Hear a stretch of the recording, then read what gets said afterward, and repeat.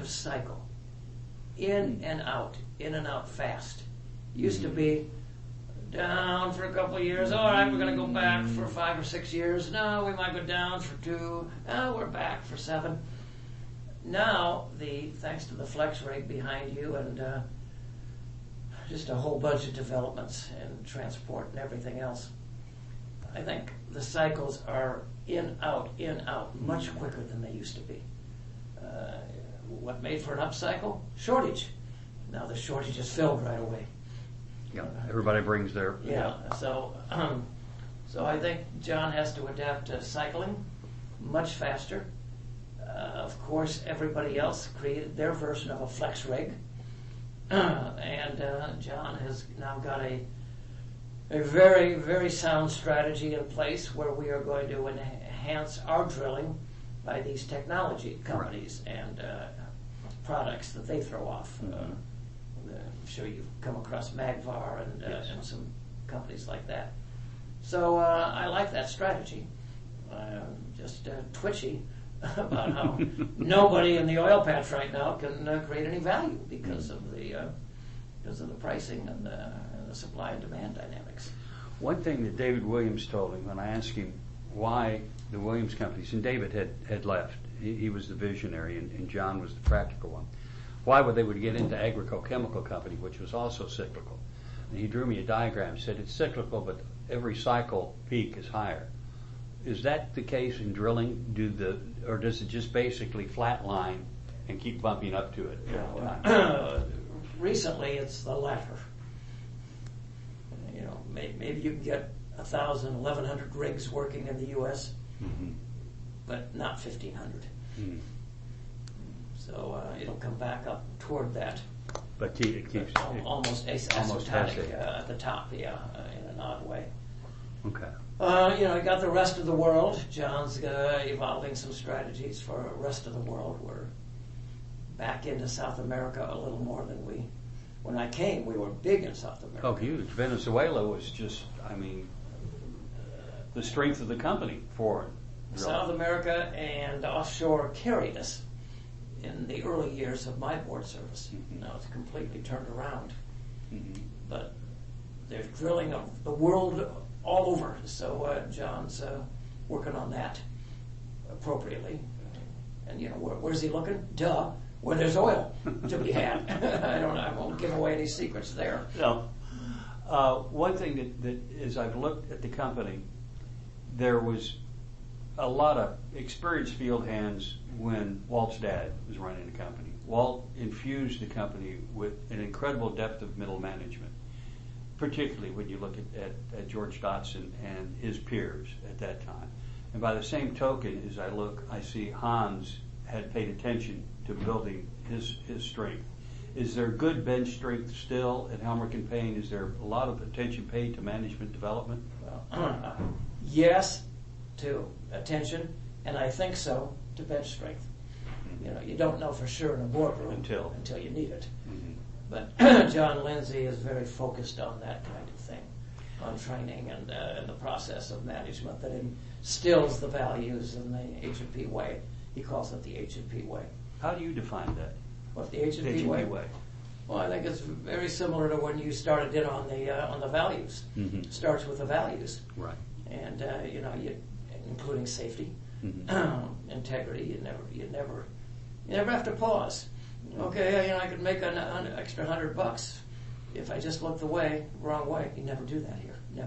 Never. It's one of the glories of being a manager, a board director here for so many years. Never worried about that. There's some places where the cheese is getting a little binding, and you got to round it off or not. H&P never rounds it off. Never, ever. I'm so reminded of and I need to get a copy of it, and I know there's one floating around here somewhere. I'll find it somehow. The difference between Parker and Walt, and that Parker had something like $11 million for entertainment, and Walt had 3,000. Yeah, exactly. And which surprised me because Bob Parker gave off the impression, and no drinking on or off the job and being straight-laced. They were the great entertainers in the drilling contractor business, and Walt was the performance, integrity, safety.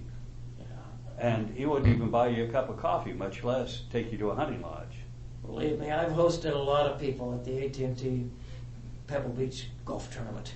And it's nice to have social relationships with your customers. But at the end of the day, they won't give you 10 extra minutes if you aren't providing the value. May I quote you on that, sir? You may, because and H&P knows that. John does what leads to value. Money will take care of itself if you got your focus on the customer and the value that you can deliver to the customer. That value will come back here. You know, as long as your values are right culturally, different kind of value. All the rest is just a business problem. When your values aren't right culturally, everything is existential. But if you've got your culture in place, it's just a business problem. This year, next year, we'll work it out. And so, from my time, Walt, Hans, John, I think that that cultural value piece is what ultimately sustains the place. I don't like our stock price right now, but I'm not overly worried because we're going to do the right thing for customers. For a long time, they're going to need holes in the ground, drilled better and straighter and faster by us, and we will exist. And if not that, you will thrive as well as exist. We will better than it. Yeah, I was just playing on existential. Yeah. Yeah. I would love to end on that note. I think you've covered everything that I had in mind today. Who else are you talking to for board matters? Well, I've got Randy Fouch is the other board. Hans and Roberta collaborated on putting a list together of about 10 field people to talk to. George Dotson, Randy Fouch, you are the two board members that they recommended talking to. And then a list of former Hans lieutenants that names don't immediately come to mind, but anywhere from 15 to 20 people in the end. And you supply this to a writer? Yes, sir. And boy, I don't know how you can get any juice out of it that way. You got the juice. Well, I suspect there'll be a collaborative effort in this regard. I hope so. Because I have collaborated with the publisher of the company who wrote the City Hall book. And he gave me final edit on it, which allowed me to correct some of the nuances. And the nuance, to me, is the key to it. Because you can go through the annual report and write and again, use the old rope, soap, and dope, line.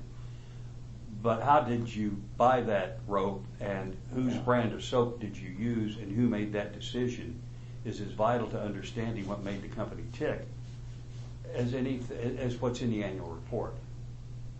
That's a legal document, and it must be a legal document. Yeah. But it doesn't have the nuance that's needed. Won't give you character. Does the company maintain editorial control? Helmerich and Payne will. It'll be an authorized biography, or authorized, history. And just to share with you, the challenge for me is both a researcher and a writer. There's 3 stories about Walt's father, Walt II. W.H. One, he never went to college. Walt is quoted as saying that. 2, the official 75th anniversary history says he went to the University of Chicago for several semesters. And 3, Dick Horkey, who said he went to a Cleveland technological school.